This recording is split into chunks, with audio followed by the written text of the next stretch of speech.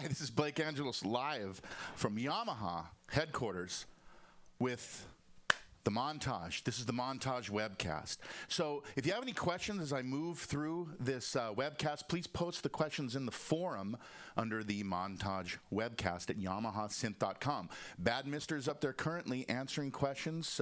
And at the end of the webcast, I will answer some of those questions as well.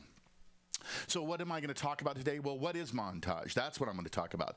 Powered by the motion control synthesis engine, it is super expressive instrument with powerful, flexible dynamic control. Montage performances, where all the music happens. There's only one mode in Montage, and I'm going to play and talk about how performances can be used in a multitude of different ways. I'm going to show you how the UI works. It's very easy to use. It's very streamlined, and it's great how the buttons and the touchscreen work together as a coherent whole to make it very easy to find and select performances and interact with them. I'll talk about motion control, the powerful, sophisticated dynamic control system that unifies two engines, the AWM and the FMX engine. I'll talk about some of the conventional uses where you can blend and crossfade different components, pianos and strings and so on. And I'll go into some of the more complex and simultaneous multiple parameter movements that you can assign to the super knob. It's very deep, but it's also very easy to use as well. I'll show you the motion sequencer, tempo synchronized control sequences that are very, very cool. And I'll talk about the arpeggiator, which used in conjunction with the motion sequencer is pretty remarkable. And you can really create some really cool, groovy, interesting music with these components of motion control. I'll talk about Montage connection as well. A single USB cable does connect Montage directly to a DAW on Mac or PC for both MIDI and multi-channel audio. So each part of a performance, which I'll get into what all that's about, has its own stereo audio channel to the computer along with MIDI as well. I'll also talk about a little bit about iOS compatibility, the fact that it's core compliant with iOS, iPad, iPhone, and iPod Touch. And of course, Montage comes with Cubase AI, so it is a turnkey system. As soon as you go home, you'll be able to record on the computer as well on Mac or PC because it has Cubase AI. It comes with it. Pretty cool. So let's talk about the motion control synth engine. Motion control synthesis, what is it? Well, it's a highly sophisticated dynamic control interface that unites these two tone generators. The two tone generators are, one of them is AWM2, a subtractive synthesis synth engine that's very much like the Motif XF, but that's just where it starts. It has about 10 times the waveform capacity, twice the polyphony, and much more DSP power. There's also the 1.75 gigabytes of free flash memory, open flash memory, inside of Montage for content and user samples. In fact, one of the users asked me, can I load my user samples for things like drum loops and voice things? And yes, absolutely. 1.75 gigabytes is quite a lot, too, for that kind of stuff. But that's also, you'll hear the Bosendorfer. That's where the Bosendorfer inside Montage lies that I will play here in a minute. There's also the FMX engine, an 8-operator, 88-algorithm FM synthesizer that's been enhanced with multiple waveform choices and resonant filters and a really modern DSP engine that we have definitely upgraded with Montage. So there's single mode operation with Montage, which is cool. If you're coming from something like a Motif, you have these different modes, voice and performance and so on. With Montage, we wanted to streamline that interface, so we only have one mode. That's the performance mode. A performance is basically this construct that has 16 parts. Parts 1 through 8 are under keyboard control for real-time play. And then there's parts 9 through 16 that we kind of call mix parts. They're for use with a DAW software or iOS. You can mix and match AWM 2 parts and FMX parts freely inside of a performance. There's an insert effect block for each part of the performance, and a performance also has an A to D input, which has its own insertion effect as well, which is very cool. There's also great addition to Montage, especially for people that are live performers that want to control an entire rig with complete control over their external synths or virtual instruments. Every performance has its own master control setup. So you can play just the montage, or you could layer a montage with a virtual instrument, or you can just address just a virtual instrument. It's a very, very flexible and definitely upgraded control setup within Montage. So what is motion control? Motion control unites these two tone generators, the AWM2 and the FMX tone generator. So the most visible component of this system is this illuminated super knob. What is so super about the super knob? Lots of things. What it is, it's a macro control source that allows you to control multiple parameters in different ways to this single control source. The cool thing about this is that I can take the FC7 and plug it into this controller input number 2 in the back, and I can control the super knob with the foot pedal. As you can see here, it's moving without pulling my hands up to do it. I can obviously turn it as well, but that's a great addition. And if you did not know this, there's the early adopter program that we have going on, where you can get a full controller pedal pack, an FC3, an FC5, and 2 FC7s up until June 30th. So early adopters, you'll get that. Moving right along, motion sequencer, tempo synchronized control sequences. Very cool, very powerful. I'll show some of that as well. There's over 10,000 types of arpeggios inside of Montage, and they are great to use with the motion sequencer and motion control. You can really come out with some very compelling, interestingly rhythmic things as well. There are great effects like sidechain that we've added, envelope follower and vocoder, really great for electronic music, any sort of thing like that where you're kind of experimenting with different sounds and different production capabilities, things like sidechain compression, where the compressor ducks down the kick drum will duck down the rest of the music, which will make it sound more pumping, that pumping sound, and I'll play some of that as well. The bottom line with Montage is that it sounds and plays amazingly.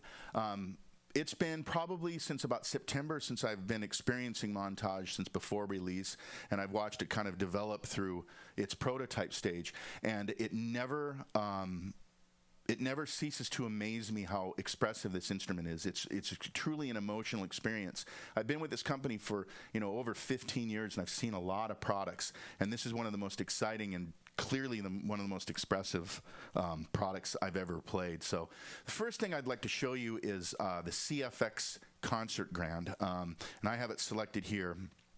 And what I want to point out is, first of all, what is the CFX? CFX Concert Grand was released, I guess, maybe about 5 years ago, and it represents basically what a piano company like Yamaha, with over 100 years of piano craftsmanship, have learned over that amount of time. For the actual piano itself, it was about a 25-year project to really figure out what they wanted to do. Now, the particular piano here that I'm going to play, the actual sample, took about 3 years of development at Yamaha, where every single note is sampled at multiple velocities. So what I'd like to do first when I play this is just show you how softly I can play.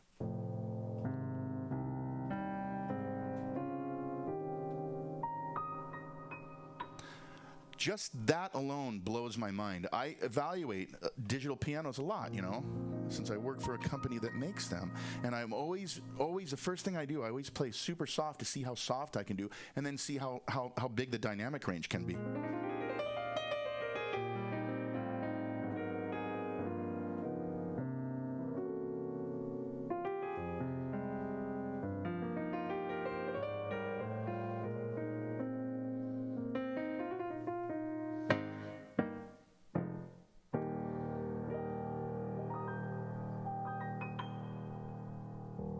The fact that it can speak at that level, but the thing that's great is that it's a dynamic piano. So if I play super loud, huge amount of dynamic range. I like to point out kind of what the super knob is doing with each of these performances I'm playing. So with this one, it does proximity effect, which is a cool thing that you can do with this macro controller. I was talking to a friend of mine. I played a gig the other day, and he was asking me about, well, what is this proximity effect thing that you've talked about with Montage? And I said, well, what it is I'm talking to him, very close to him, and when I'm speaking to him, he hears the resonance in my voice, and there's no reverb because we're super close. And then I move about 30 feet away from him and talk to him, and what happens? You get a little bit more of the room reverb, for one thing. But the other thing is that the resonance in my voice, the lower mid frequencies kind of drop a little bit, and it just sounds different as you move further away. Well, that's what the motion control on the CFX is doing here, where you hear very up close. It's like I'm right at player position. But as I move the super knob with the foot controller here, what are you hearing? Now, you can see in the overhead that the assignable knobs in here, there's several of them moving in real time. Some are going one direction, the other direction. And what they're doing is it's increasing reverb time, but it's also cutting some of those low mids, so it gives you the feeling of a proximity effect, like I'm sitting further back in an auditorium. And all the way up,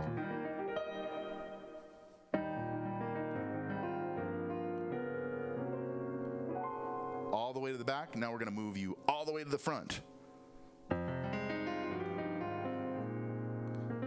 Go all the way to the back again. To the front. So that's a cool thing. Just a neat thing you can do with motion control is that spatialness. Now, the next piano I want to play you is the Imperial Grand Piano. This piano will be free for the first year for anyone who purchases a Montage. You'll get this amazing piano for free. So it's been loaded into the user flash memory. I still have a lot of flash memory still available, by the way, just to let you know. But I'll kind of give you the idea on this one. So first thing I want to do is play the low end, and you can hear, and I'll play first the CFX, and then I'm going to play the Bosendorfer so you can hear the difference in these pianos. They're entirely different, yet they're still absolutely superb. So here's the CFX low end. Very fundamental. The fundamental frequency of a CFX is super present. It cuts through a mix well, it records exceptionally well, and it mixes very well. So that's the CFX. Let's listen to the Bosendorfer, and you'll hear it now. Bosendorfer sounds entirely different. It's a more resonant piano, beautiful piano, but just different. Resonant. We'll go back to the CFX real quick. Different pianos altogether. Now I'll just play just the Bosendorfer on its own.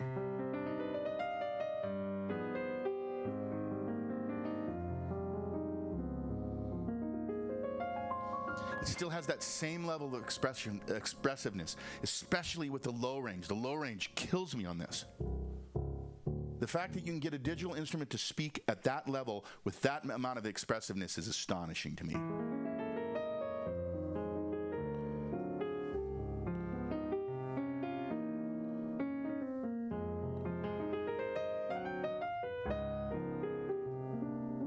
Now, the super knob in this case turns up some of the EQs and really increases the reverb, so you have this cool piano in space thing.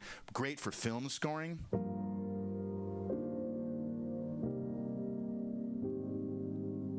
Maybe I'll score the video of the comet hitting Jupiter that was just on today, actually. If you should Google that. There's a guy who filmed that. Something hit Jupiter yesterday. And this is the music to it. I don't know. Now I'll move the super knob back.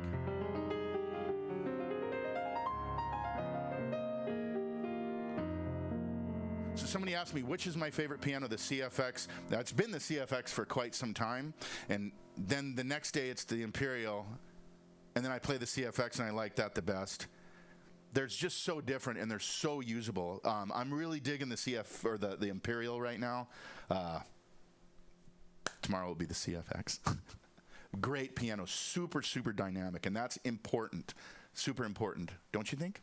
I do. So let's talk about another way I can use the super knob here. This is CFX plus FMEP. So in this case, the super knob is going to blend between the CFX right here, right? And then as I move the super knob up, it blends in an FM EP.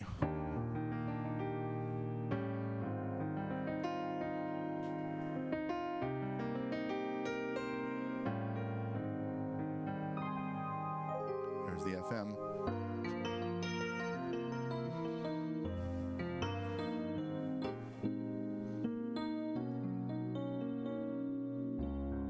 All the way up, it's full FM.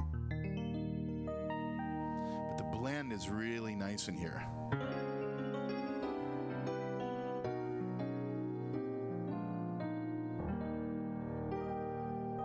So a simple way to use the super knob is just this blending thing. Very cool. Very, very powerful. Definitely powerful. So let's talk about a little bit about the performance and sort of the streamlined interface on how you can set up performances how you want to work for your music. You know, as I stated, a performance consists of 16 parts, right? So a single part of a performance is a powerful synthesizer component by itself. You should realize that. You have either the 8-element AWM2 engine or you have the 8-operator FMX engine. And both of those engines at a part level, and I'll talk more about this later, trust me, is you have ADSR envelopes, you have resonant filters, LFO, routing. All of this is contained at that part level. Parts 1 through 8 are under keyboard control, meaning I play them in real time. 9 through 16, again, can be used with an outboard sequencer or with an iOS device. And each part has its own insertion effect block, which is a big change from our previous Motif XF. There's also an insertion effect specifically for the A to D input as well. There is a stereo A to D input with gain over here on the far left, far away so you can't turn it on while you're playing. So, very cool. Streamlined interface, without a doubt. So let's talk about kind of some of the performance types you have. Well, you have the single part performances that contain only one part. That's kind of analogous to what a Motif XF voice was, but we call them single part performances. And just as a side note, all the Motif XF sounds are in Montage, along with all this new content too. So, but it's amazing how much better it sounds through this platform. This platform has definitely been upgraded, not just in usability, but sonic output. The whole thing is really an upgrade. So you have these single-part performances. You also have multi-part performances that contain 2 or more parts, obviously, since multi-part performances. And then you have different ways you can use those. Multi-part performances can be, I'll show you different ways of using that, but they can be layers, they can be splits, they can have all of the ARPs going, they can work in many different ways. So let's talk about what a single instrument multi-part performance is. The Yamaha CFX and the Bosendorfer Imperial 290 are great examples of the single instrument multi-part performance, where on the CFX it has, in fact, I think it has 4. Yes, it does. It has 4 parts for that single performance that all are pointed right at making the CFX concert grand. So part 1 is like a very low level velocity, very super quiet. Part 2 could be medium low, then medium, then high, higher, and so on. So it builds this piano out of 4 components, and it's why it's so dynamic and expressive. It's because there's so much content that's velocity switchable as you play, and super what's the word I'm looking for? Just unified. It's a great that multi-part single instrument performance is just so expressive. So let me start with just a single part performance, and I'll actually start with one called Full Concert Grand. You might remember that because this is the Full Concert Grand from the Motif XF. It just sounds better through the platform. Here, this montage.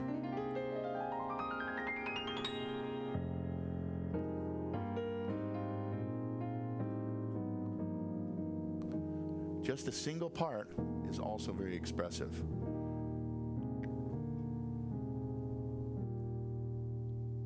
The single part, anyway, it's amazing. We make pianos, it helps.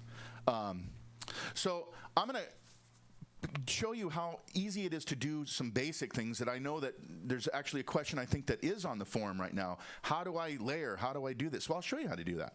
Here's a single part performance. I want to layer this with string sounds. So you'll notice on the front screen here, I'm in the main performance. So before I was in live set, and I'll talk about that in a moment, but I'm in the main performance area, and you see these little crosses across the front here. This is part 1. This is the CFX in part 1. If I want to add a string part, I'm just going to simply select that plus, and then I drop into a category search, and I'm in this area called Performance Merge, which merges performances. Pretty simple. So I'm going to go and I'm going to select something like, say, strings, and I'll grab this one, ballad strings. And I go back to my performance, and sure enough, there it is right in front of me. So I play.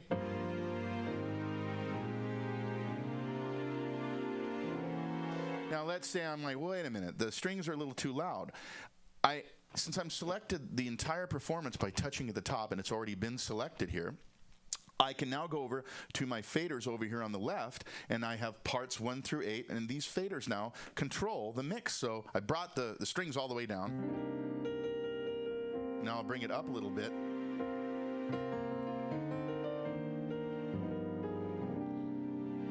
Maybe a little bit more. Simple, easy, easy, easy. But I want a choir in there too. I add another part. I go over here to pad choir, and now I'm going to look at pad choir. Here's choir, and I'll have an ooh pad in there now too. Go back to my performance, and there's the part added in here as well. Again, I can mix the part right here and bring down the...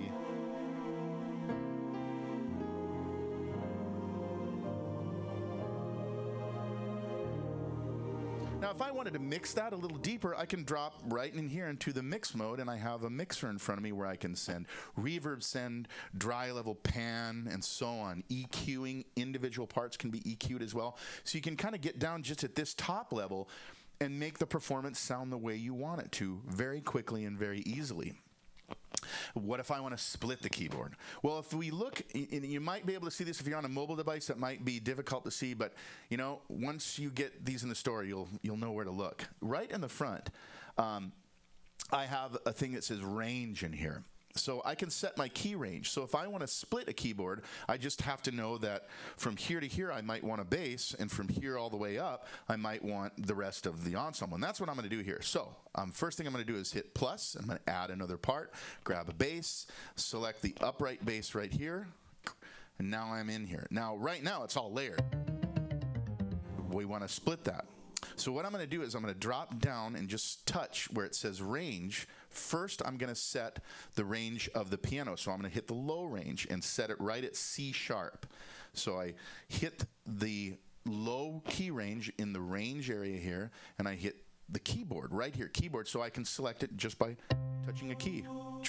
Touching a key, touching a key. Now I need to select the bass. Well, I don't want to select the low range because that's where it's going to exist, so I want the high range, and that's just adjacent to the low range. And I go keyboards on. Now, the next thing you want to do is turn off keyboard before you play it, because that would be bad. You change the ranges. But now when I play this back, go back to the top here. So I have my full thing, and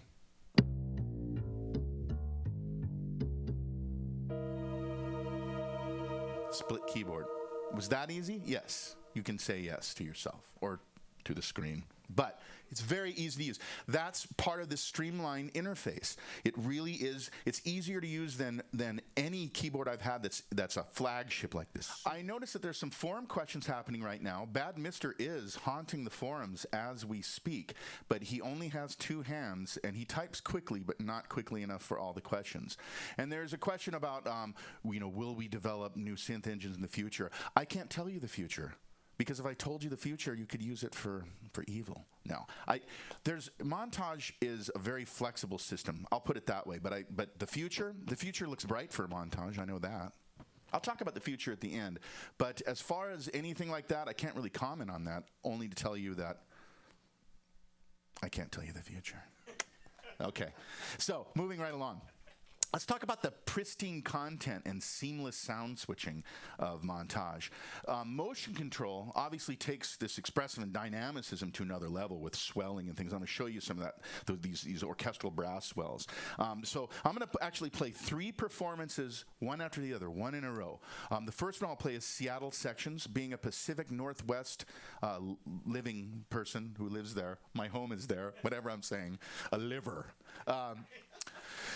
So the Seattle Sections is actually, we did a huge recording session with the entire Seattle Symphony, and we recorded different ensemble sizes and small ones. So what Seattle Sections does is it starts out with a section, and then I can use motion control to blend and go into a smaller section. It's very dynamic. It's very beautiful performance. The next one I'll move to seamlessly is the orchestral brass swell. The thing that's cool about this is that it not only gets louder, but the orchestral brass gets larger, so you're bringing in, you start with the small French horns, and then you bring in the trombones and the tubas and so on until you have this huge section. And then I'm going to seamlessly switch to choir, strings, pipe organ, which starts out with a choir, and then as I move motion control, it'll blend in the strings, and then a full pipe organ. So that's seamless sound switching, and it's a great new feature of Montage. So here we go.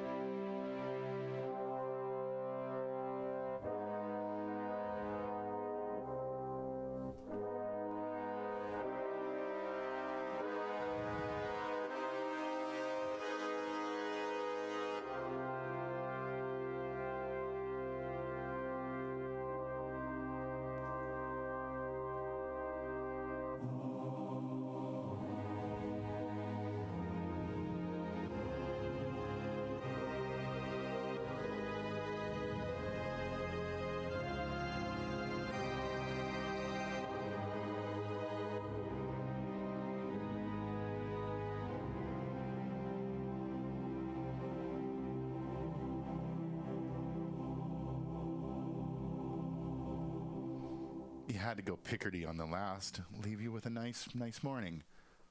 Well, morning here. So let's talk about other types of performances. Gallery performances is what we call the next one. One I'm going to play here is called the RD1 Gallery. This is the Rhodes electric piano on 4 different parts. But it's cool because it's like the history of this instrument. So with the Mark I Rhodes, for example, felt hammers. You use Mark II, you use neoprene hammers, different types of preamps. Just the Rhodes evolved over its life. So you have basically a Mark I, a Mark II, a Suitcase 73, a Mark V. But the coolest part of all of these is part 5. It is basically, if you ever owned a Rhodes and you didn't turn it on, it sounded kind of like this. So all this is just dynamic, super dynamic mechanical noise. Check it out.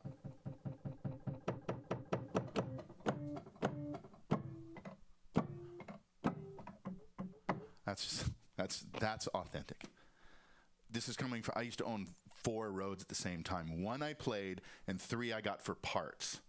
That's what it was like, and my back hurts thinking about it. So the thing that's cool about this Rhodes Gallery is that I can start with, here's the Mark I, but I can bring in some of that mechanical noise if I want some of the grit. So I'll bring it in a little bit, and now you have...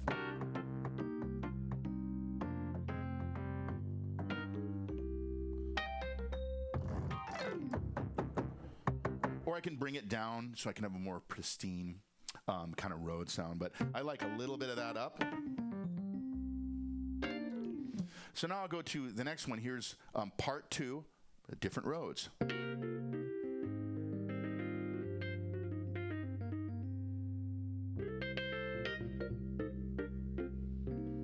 Here's part 3.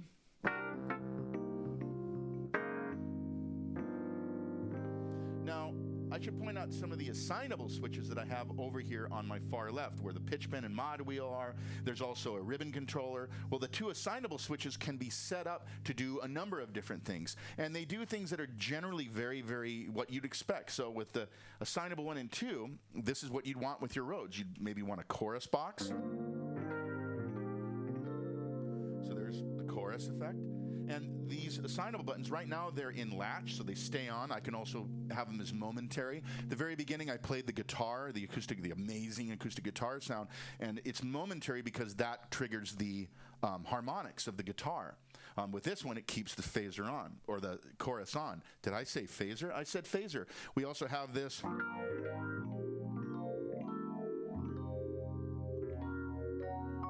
VCM phaser. Virtual circuitry modeling is what the technology is. So what is virtual circuitry modeling?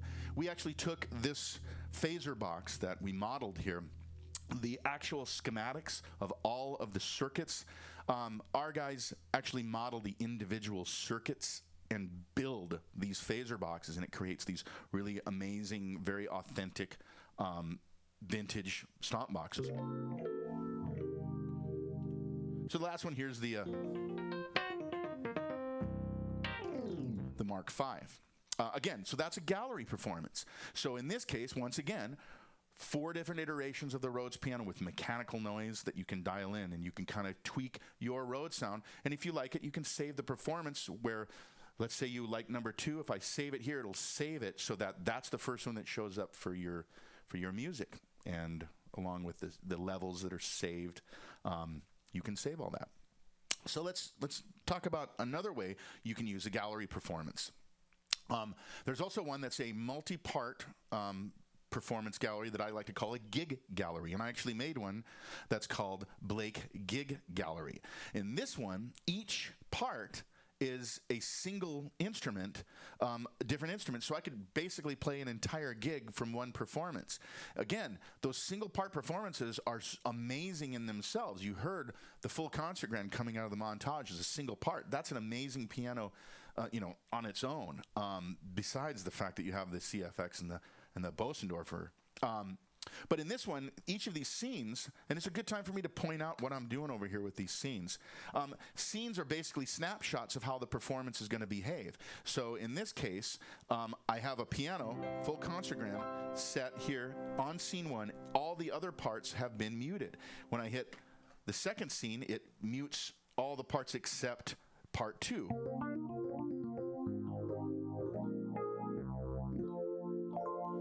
Phaser, VCM phaser again. What if I hit part 3? This is a tone wheel organ. And people have asked this a lot. Can you use these as drawbars? Yes, you can. If I select this part right here, it changes from part mixing to actual element operator. And what we have with this tone wheel organ is each one of these are different drawbars. So I can move these.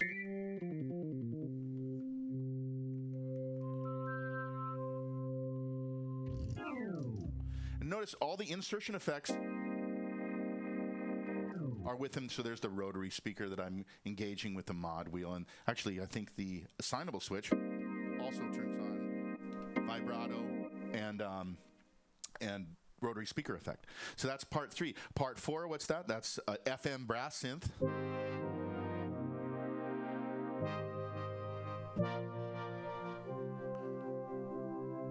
FM. Real quick. I bought a DX7 1984, I think 84, so right when it came out. Why did I buy the DX7? I bought the DX7 because when I played the DX7, it was super expressive. Expressiveness is the name of the game with Yamaha, and that's why I think everybody bought DX7s, because for the first time you played it, and it not only got louder, it got brighter. So that's a pure FM part right there, and it's huge. Sounds good. It's huge. Okay, here's another one. Part 5 is my synth lead. Part 6, strings. Part 7,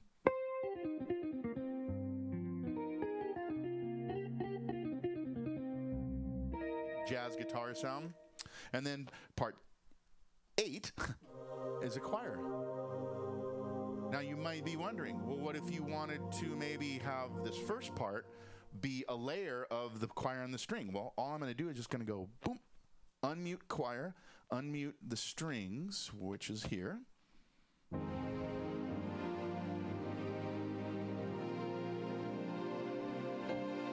If I like that, how it stands right here, I simply hold Shift and select the scene. It stores the scene. Then I would store the performance. And now that first scene, as you see here when it comes on, here's scene 2 with the electric piano.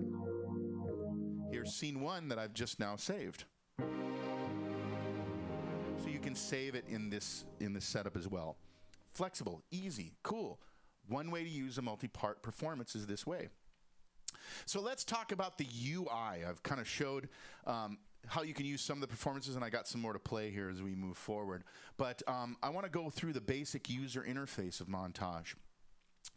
The one thing that I like to say about it is that it's fast. And a lot of it is because the engineers did a great job thinking very deeply about usability. By the way, if you haven't seen the developer video that we have on Yamaha Synth, or Yamaha.com / montage, yes?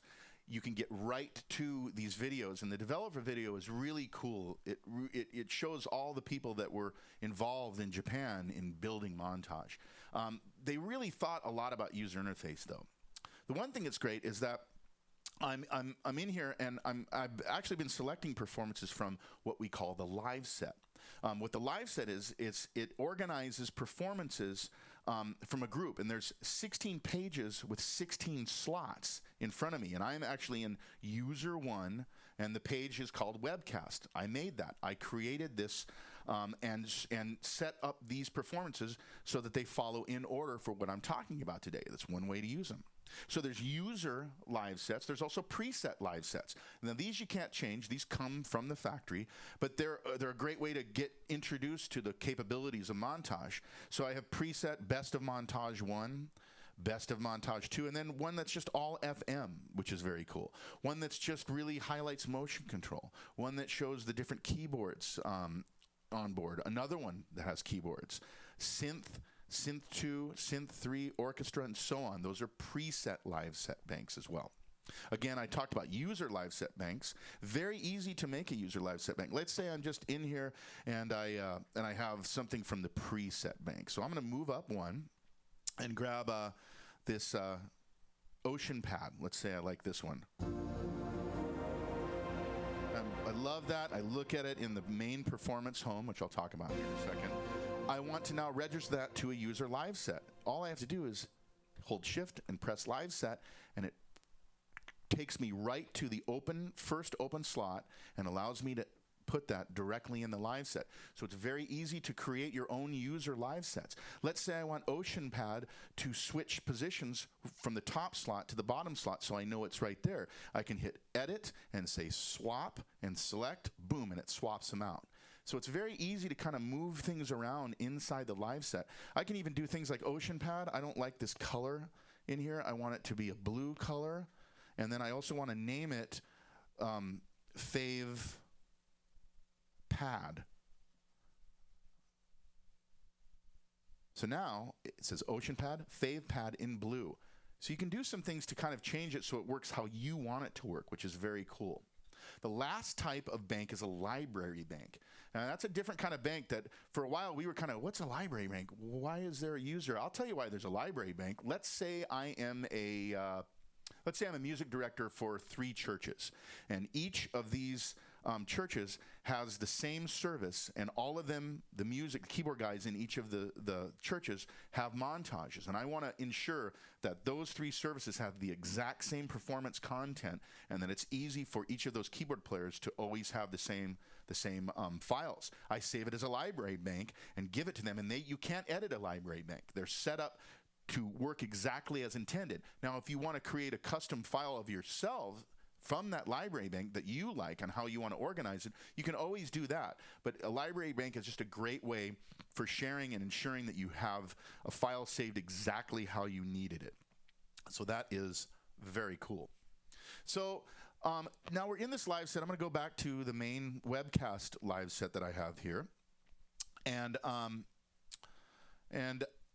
what I'd like to show you is how you can select things directly from the touchscreen, but also how it's mirrored with the buttons over on the right, which change function depending on what you're in, but it's really cool how this works. So let's say over here and I'm going to select Seattle Sections again. And as you might be noticing, I'll go between the CFX Concert and Seattle Sections, and the buttons are changing in tandem with what I'm doing on the screen. So does that mean that if I go like this, it's selecting? Yes, it is. It selects every single one of these. So it's really ends up to be where my hands are lying. If I'm playing a solo and I want to change a sound, a performance rather, and I can do it with the touchscreen. Or if I'm playing with my left hand, I can do it over here with the buttons. You can even select banks like this, different preset and user banks in here, and you can move through the pages within the bank. There are 16 pages per bank of 16 performances. There's another question that someone asked, I remember. How many performances are in Montage? There's 1,900 of them. How many performances is it capable? How many it can hold? There's a lot of memory in here. There's a lot of content. It's huge. It's huge, as they say. So as I'm moving through here, you can see how they work. A bit of both is kind of how I like to work with Montage. And since I'm over here, here's another great UI design. The audition button is right at the top. What is the audition button? The audition button, every performance has its own, not just simple demo, but a high-quality musical demo. The great thing about usability here is, where would you want the audition button? Would you want it right above the keyboard?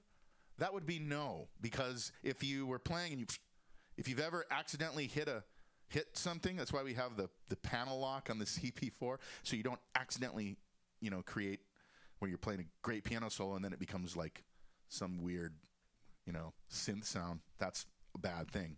So we put the audition button way high so you can't accidentally touch it. But check out when I press this button, I have orchestral brass swell. This is a cool one. I love it. It's like a James Bond movie.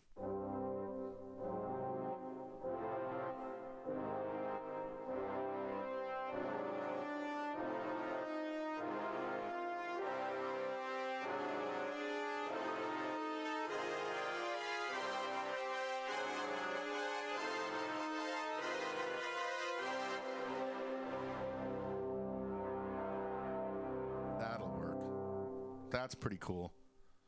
Shaken and stirred. So check it out. Here's the piano demo.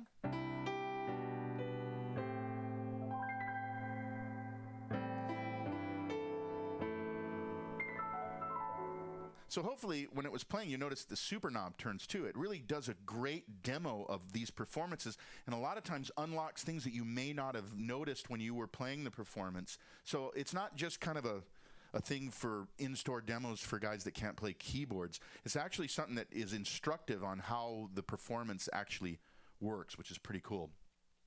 So that is the audition button. So let's take a little commercial break. Not a commercial break, but a video. Check this out.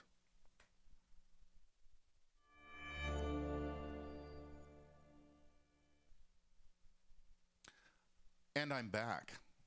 Did you miss me? Okay, so check this out. If you have a question, because I'm seeing there's lots of questions, but we're finding that you're posting new topics, which is totally fine. We'll get to them.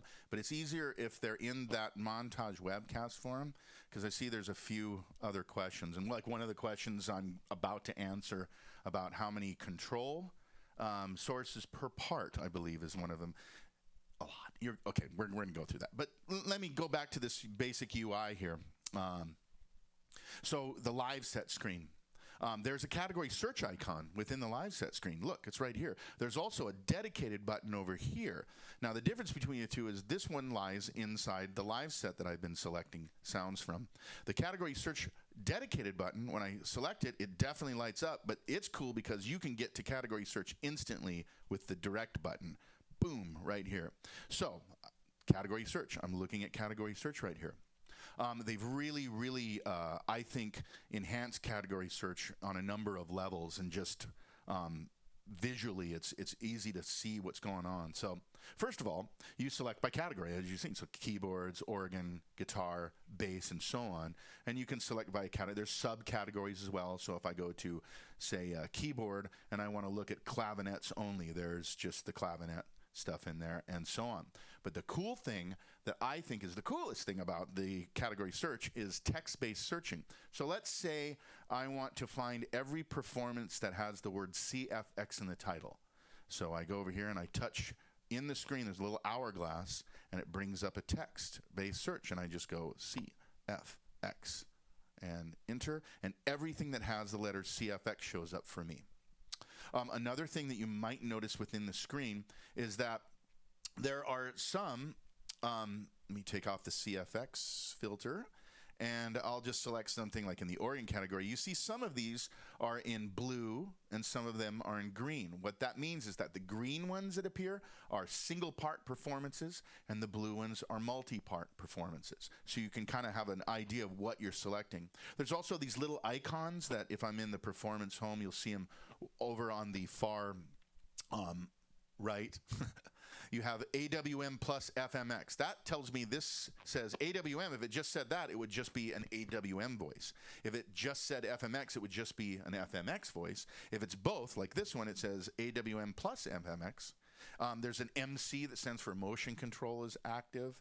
And then there's seamless sound switching is what it says there as well. So there's a lot to just see inside the Montage UI.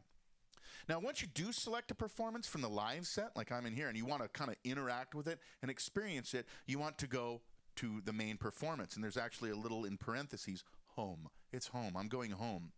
But before I touch the performance button, I want to kind of point out there's icons at the top as well. And there's a little home icon right here. So I can either select it from the button or just touch the icon, and it brings me to the main performance screen. In fact, the icons at the top are cool. Somebody asked me, there was effects bypass on the XF. Where's effects bypass on? Well, it's an icon at the very top, then I select it and I can bypass the effects right here. If I want to go back to the main screen, there's a back or an arrow that points up to bring you back to where you were, or I can just hit the home icon. There's also, it tells you things like if I hit the keyboard icon, it sets up the quick setup. One of the guys asked me, how do I record ARPs into a DAW? There's actually a thing that says ARP record on DAW, a quick setup. That's right here.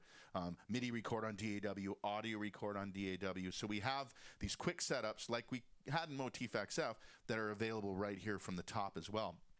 Want to go home? I hit the home icon, I'm back.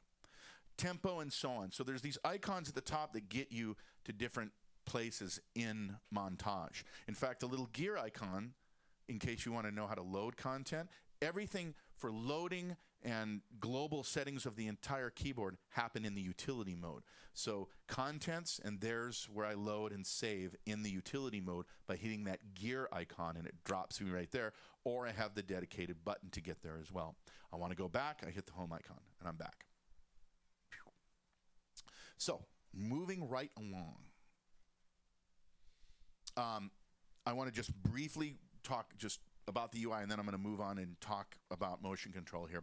So, knobs and faders over here, there's continuous LEDs that remember position, which is very cool. So I love that about Montage is that these LEDs, there's no latch point to catch. They remember what their settings are. There's stepladder LEDs that are next to the faders, so you can see them on a dark stage if you need to. Very nicely enhanced. I love that the scene buttons are utterly different color. They're blue, so you can easily see those. Of course, the super knob. Realize the super knob has a whole host of different animations you can set for it, which is really cool as well. Obviously, color touchscreen. But the whole point of it is that the entire system is just very open and easy to get around, and it's conveniently redundant. That's a great word I like to use. You can work with the physical controls or the touch screen. So what we like to say also is that Montage is great for snorkelers, people that just want to select sounds, people that just want to sit with their snorkel and look at the pretty fish, but they don't want to put on a tank and go down. But if you're a scuba diver, you can get deep with Montage, and I'll take you on a deeper dive, but not super deep next. So for the for you synth nerds out there, I love you. We'll show you some of that stuff.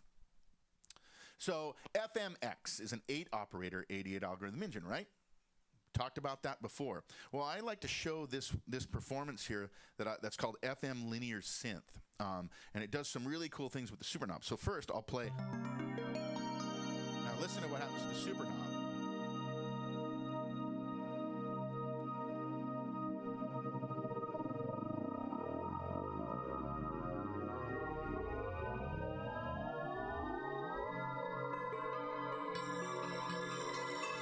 I'll go the other direction here.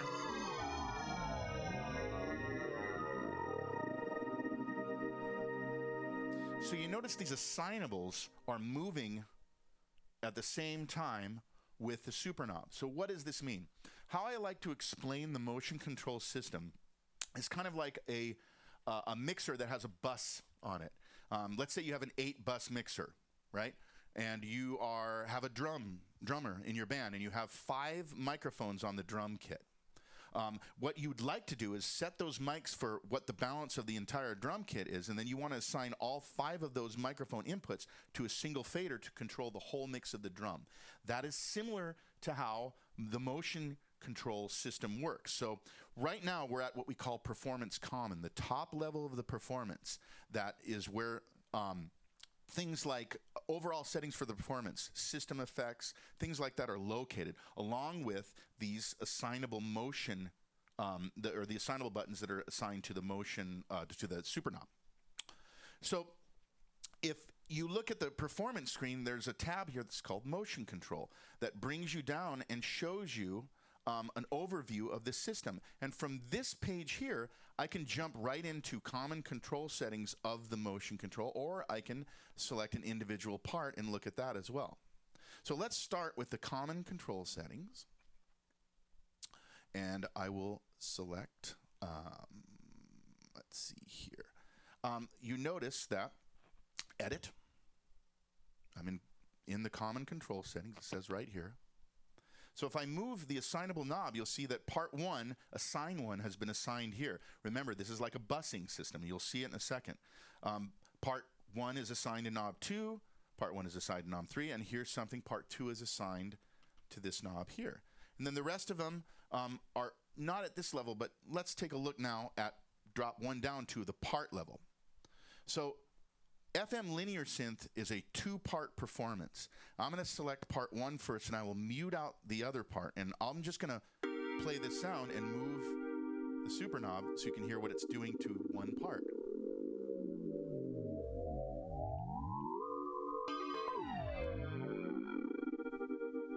There's a lot of things happening with that single movement. So now what I want to do is I want to hit Edit, and I have the part selected here, so I'm looking only at that part. If I want to look at common, remember I just go over to common and I can look at the whole performance. Now I'm going to focus in on a single part. And now you notice that right next to the where it says display filter, where it shows you what knob I'm selecting, there's a thing that says auto select. So I'm just going to move this pitch bend wheel, and it automatically updates to the pitch bend so I can see what's assigned to the pitch bend or modulation and so on. So the assignable knobs, remember we're at the part level here.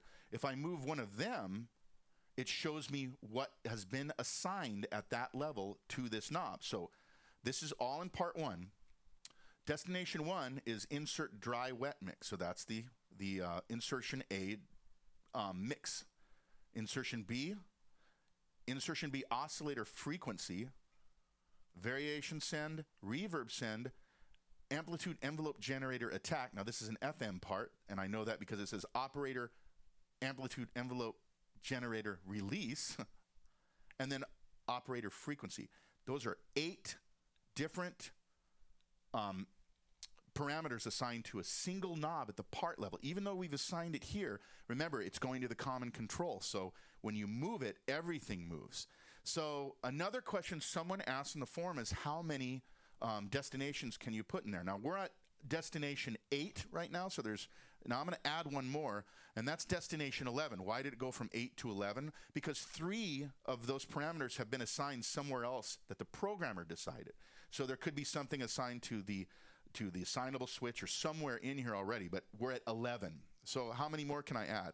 12, 13. Let's take a look at one of these since I'm moving through here.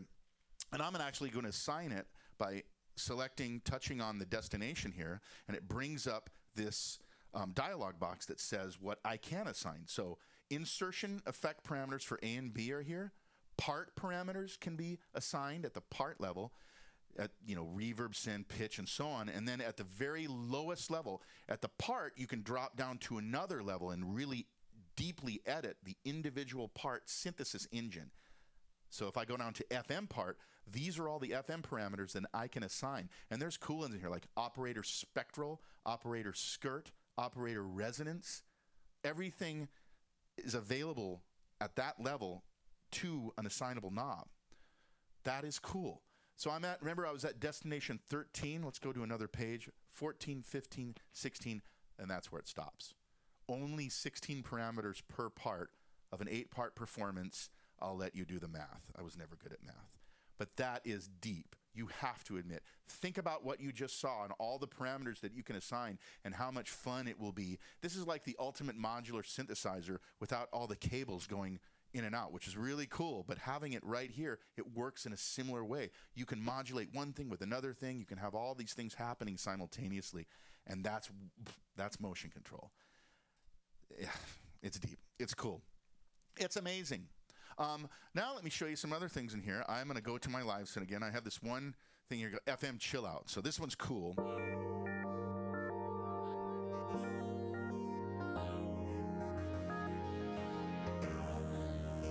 This one's a pure FM. There's no AWM in this one. But you hear that cool... That is cool. So what is happening there? That's a motion sequence. And I'll show you how that works here. So check this out. First, I'm going to go to my performance so I can interact, right? I want to be in this mode to see this. And what I want to do is I'm going to highlight, I'm going to mute out the other two parts, and I'm now focusing in on this one that's playing an arpeggio, but it also says right here, MS on. So it tells me that motion sequence is happening with this part. So let's take a look at that. So I hit edit. Now I'm at the common edit level. Remember, this is a part edit, so I need to drop down one. Now I'm looking at the part, and we see part settings, part LFO, all these things, and there's one that says motion seek right here. And there's a common setting that shows controls. You have actually controls over the arpeggio clock, gate time, similar to what it was on the Motif XF. You can control the playback of the ARP. But then you also have motion sequence parameters that are assigned in here that you can tweak in real time as well. But I'm going to drop down here to where it says lane. There are 8 lanes of 8 motion sequences available through an entire performance. And I am looking right now at lane 2. So when I play this back, now you see this cool screen in here. There's one that says load sequence. You can load your own motion sequence, but I'm going to edit a sequence. And this is a cool thing about the UI of Montage. I get excited showing this one because now these faders over on the left interact directly with the motion sequence. So at first, when I first got the Montage, I wasn't hip to this. So I would go in here and select a motion, and on part 4, this is 16 steps, and I'm going to turn up one of them, and you'll hear it change. I'll do another one over here.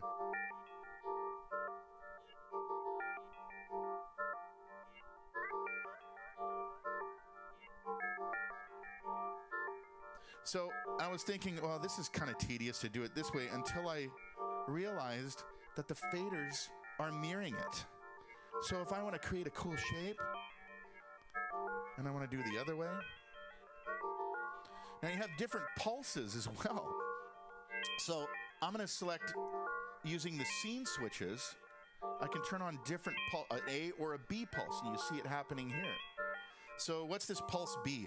Let's see what curves you can assign to it. These are all the user curves. There's all these different ones in here, like FM, AM, discrete saw. You also have user ones, and I've actually created a user one that I love. You can hear it. I just turned it on. And then we can look in the screen and see what, this is my user curve.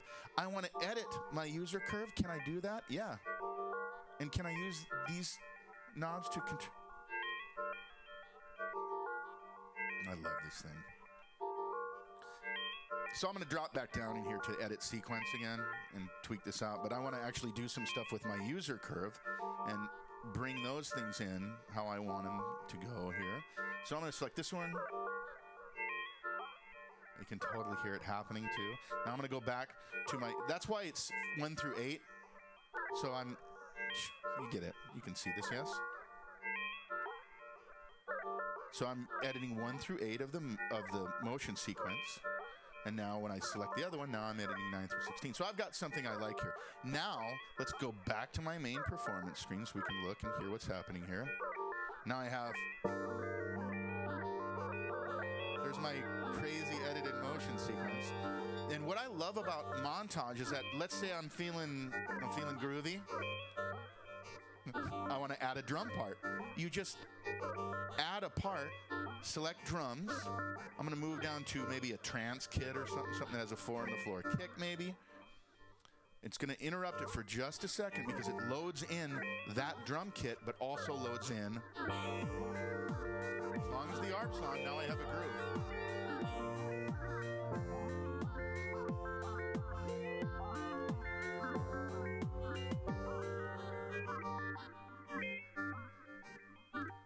off the art. That's what that's doing.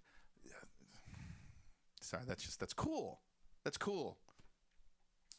I'm gonna move forward here. I'm gonna do a couple more things here, and then we'll talk. Some of the last performances I want to do here. There's one that Erskine Hawkins III. If you haven't seen that video, check that video out. He is Eminem's musical director, and the thing that's cool, you think that when he gets on there, that he may play something that's kind of Eminem, and then he plays a whole bunch of cool stuff. Truly, this guy's a great keyboard player. If I meet you, Erskine Hawkins III, I'm going to shake your hand because you are a great player. But he played this performance called Pacific, and I just thought this was cool because I'd never played this. So with the motion control, I've got this stuff in the low end, and it brings up the resonance.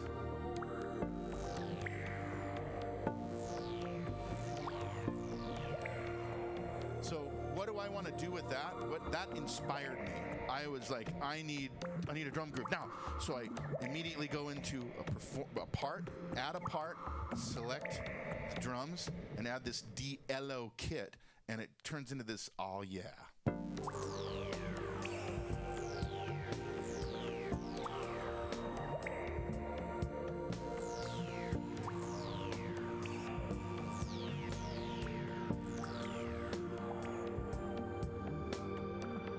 That's so cool. I need to record that. I need to record that instantly. This is what it's about. That's what's great about Montage. You drop right down. You're in MIDI or audio. If I had a connected flash drive, I could record an audio track. But it's just as simple as starting it and going.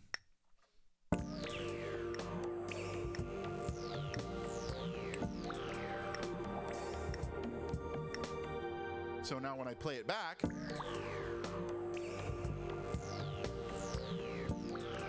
Save that to a MIDI file, bring it into a DAW, do your editing from there. This is meant to be quick and fast, not getting involved in all these menus. It's instant recording of your inspiration of these great performances, and I love that about, again, Montage. It's amazing. I could show you more, but I'm already way past time here. Because I knew we would go long. I knew it yesterday. I didn't tell my boss that we were going to go long, but there's no way I could go way deeper.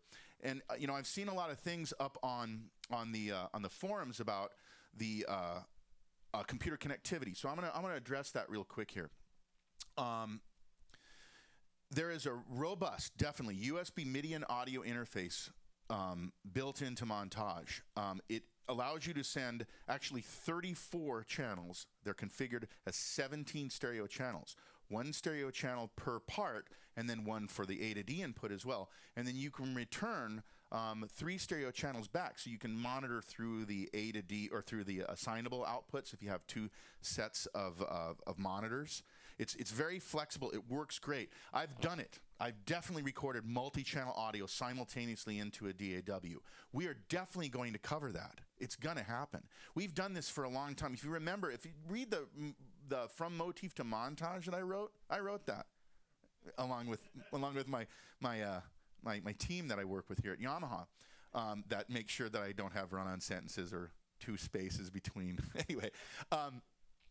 But there's a whole section in there about that calls out back when MLAN was happening on Firewire in 1999. We've been doing this for a while. We know how to do this. It does work. The one thing that we haven't even released this product yet, and I've been recording with it with beta versions of the driver. The driver's coming. It does work. It works great. It even works with iOS. I've been using it with that as well. So it's a very powerful kind of turnkey system. Before, we charged you for that. You had to buy a card. We built it into Montage. And so it's extremely robust. We've been doing it on lots of things for a long time. It works great. But the thing about it is that's a whole webcast in itself. So for me to do it today, do you want to sit here for 3 hours? I'll bet some of you do.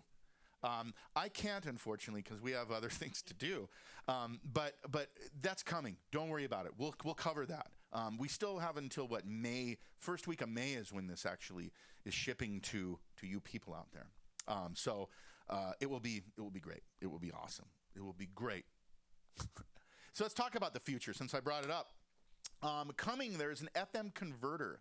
That will be hosted on YamahaSynth.com. It will use Web MIDI, which is what we use in SoundMondo as well, to save and store voices. If you don't know about SoundMondo and you don't know about Reface, hey man, hit it up on the forum. I'll talk about that forever. My Reface is actually in my hotel room here.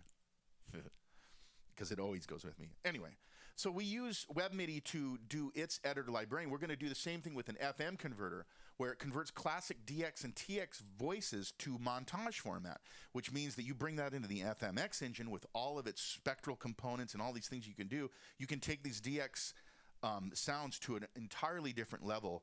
Plus, with motion control and everything, you saw it with the motion sequence, it can get deep and cool. So that's coming fairly soon. I'm not going to commit to when, but it's going to be fairly soon. We'll say summertime. I can commit to that somewhat effectively. Whatever. Anyway, later in the fall time, we're thinking is Montage Connect, and this is what all you users out there have been asking a lot. How does it connect to the computer? How is it going to work? Currently, it connects the way it connects with the USB MIDI audio interface into all the DAWs, because all you have to do is point it at the driver and it'll work.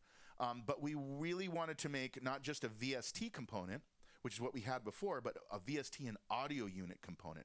This will be called Montage Connect. What you'll be able to do is save the performance data of your project within Logic or Cubase or whatever you're using. I'll say Cubase first, and also Logic or Live or whatever. And it will recall those settings in the controlling DAW.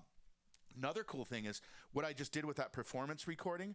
Well, I want to take that and immediately pull it in the DAW. It will allow you to just suck it right out of Montage and put it up in your DAW. That's coming in the autumn, fall time, but we're definitely working on that. We wanted to get the instrument out first because you want to play this, trust me. But it's coming, and it will work great in your system when you get it, but it'll just even be cooler as we move forward. There was another thing. There's a lot of things. It's a powerful platform, not just an instrument. So the future looks mighty bright, let me tell you. So I think I've answered some of those forum questions. Bad Mister is definitely up there and writing amazing stuff. Yeah, lots of great stuff from him. So he's up there looking. Tony Escueda, I think, is up there, another one of our product guys. And I'll be up there later, so we'll answer those questions, I think, in the forum. Yeah, thank you so much for watching this webcast on Montage. Again, post the questions in the Montage Webcast forum. So once again, this is Blake Angelos here at Yamaha Corporation Corporate Headquarters. Thank you so much for watching.